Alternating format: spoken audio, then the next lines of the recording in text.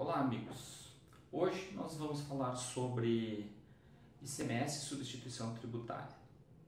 No âmbito do ICMS da substituição tributária, há algumas controvérsias em relação à escrituração propriamente do tributo. Isso decorre muitas vezes do entendimento de cada uma das CEFAs, mas em regra geral nós temos três situações. Duas que ainda podem ser divididas em mais uma, ou seja, três situações no fato concreto. A primeira delas é um Estado signatário, falando sempre das operações interestaduais, e para facilitar o entendimento, talvez até seja mais fácil a gente falar sobre o destinatário. Então, numa operação interestadual, quando nós temos a substituição tributária de uma unidade federada em relação ao contribuinte da outra, nós podemos pensar que o primeiro grande divisor há convênio para essa substituição tributária entre os estados federados? Bom, se houver, vamos primeiro para o caminho mais feliz, o caminho mais fácil. Se houver convênio entre essas unidades federadas, o remetente da mercadoria, né, o que está propondo a operação, então é o substituto tributário do substituído tributário na unidade de destino. Nesse caso, temos duas possibilidades. A primeira delas, o substituto tributário, quem está remetendo, está realizando a operação de remessa, ele tem inscrição estadual na unidade de destino. Caso ele tenha, tudo fica mais simples, porque então o substituto tributário já é o sujeito da operação, responsável pelo recolhimento, lança no documento, esse documento é escriturado normalmente na EFD ICMS-PI, registro C100 com substituição tributária, C170 com substituição tributária, C190 com as substituições devidas, ok? Nesse caso é o caminho mais feliz, onde tudo acontece com CFOP distinta e tudo que deve ocorrer, porque há a substituição do destinatário da mercadoria pelo remetente. Claro que eu estou falando nesse caso, imaginando que haverá efetiva circulação de mercadorias. Aí teremos outras questões, simbólico, operação à ordem e assim por diante. Mas a lógica é a mesma. Quando tratamos também entre convênio, mas onde o remetente da mercadoria, né, aquele que está propondo a operação, não possui a inscrição de substituto tributário na UF de destino. Bom, este é um caso onde, mesmo não havendo inscrição estadual do substituto tributário na UF de destino, na unidade federada de destino, ainda assim ele continua sendo responsável pelo recolhimento. Afinal de contas, houve um convênio entre as duas CEFAs e isso então faz com que o sujeito passivo da operação, o sujeito que é responsável pelo recolhimento do tributo, vai ser o remetente da mercadoria. Nesse caso pode ocorrer ainda que a mercadoria seja despachada sem o pagamento da Guia Nacional de Arrecadação para ser recolhida lá na fronteira assim que ingressa na UF de destino. É um caso que deveria já partir desde o início da operação com o tributo pago, como previsto no exemplo anterior, quando tem substituição tributária. O fato é que, não tendo a substituição tributária, então faz-se uma GNRE e se anexa ao documento que vai seguir normalmente como, e aí é que está já um primeiro diferencial, como se estivesse sujeito à substituição tributária com a inscrição estadual. Porque o fato de ter ou não a inscrição de substituto no destino não muda a operação.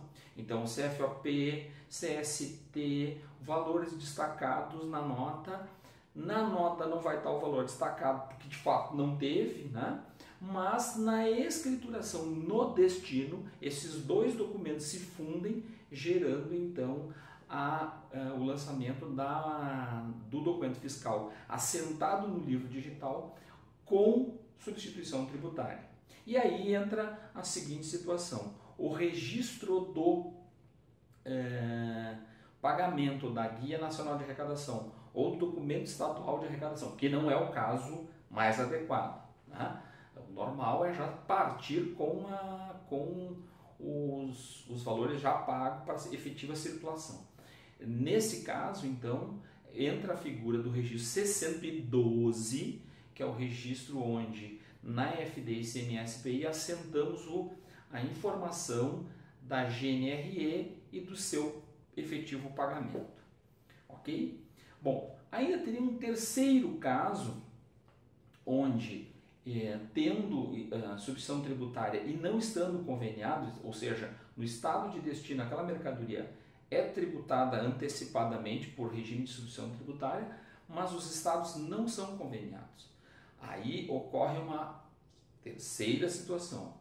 A nota fiscal é emitida, o remetente não sabe que tem substituição de destino e não precisa saber porque não está sujeito àquela UF, né?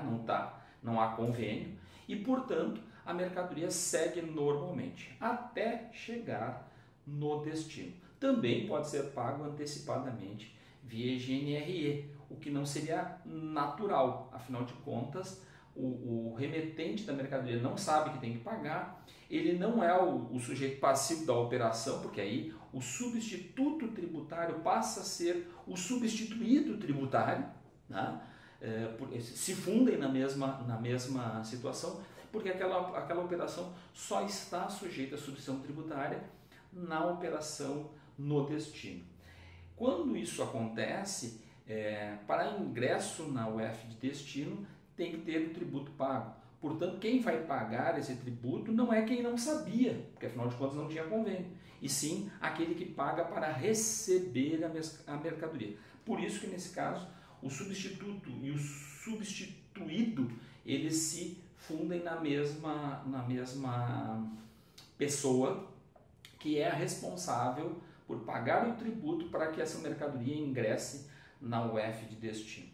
Espero que tenha ficado mais claro, então, como se faz a operação e como se escritura. Neste caso, no terceiro caso, novamente, sempre que houver, na verdade, o pagamento em uma GNRE ou uma guia estadual, nós vamos ter a figura do registro C112. Nos casos em que há convênio e que elas se fundem no destinatário, há convênio, não há inscrição estadual.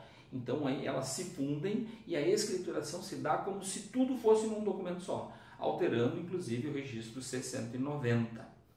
No caso, ou seja, é como se, para efeitos de escrituração, independe se tem ou não inscrição estadual no destino, basta haver o convênio.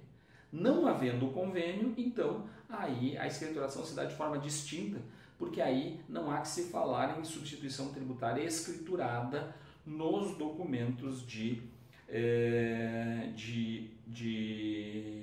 assentados no livro de origem. Então, aí nesse caso, o destinatário vai escriturar a nota normalmente e vai colocar que o pagamento daquela escrituração se deu através do registro C112, ou seja, para efeitos contábeis, para efeitos de custo, aquela substituição tributária efetivamente influenciou na operação, né? Foi considerada na operação, foi levada a custo, inclusive, porém não compõe o assentamento próprio do documento. Tá? É uma situação muito peculiar em que a gente deve ter bastante cuidado a fazer esse assentamento, até porque agora, em recente decisão da Corte Suprema, onde a gente teve o reconhecimento pelos ministros do Superior Tribunal de Justiça, onde a gente teve então aquilo que é a possibilidade de ressarcimento do ICMS-ST não praticado pela margem do valor arbitrado que até então se tinha como tributação definitiva no âmbito do ICMS-ST. Agora, essa decisão reforma o entendimento da Corte Suprema e, portanto, não se sabe exatamente o que vai acontecer agora. É uma decisão recente de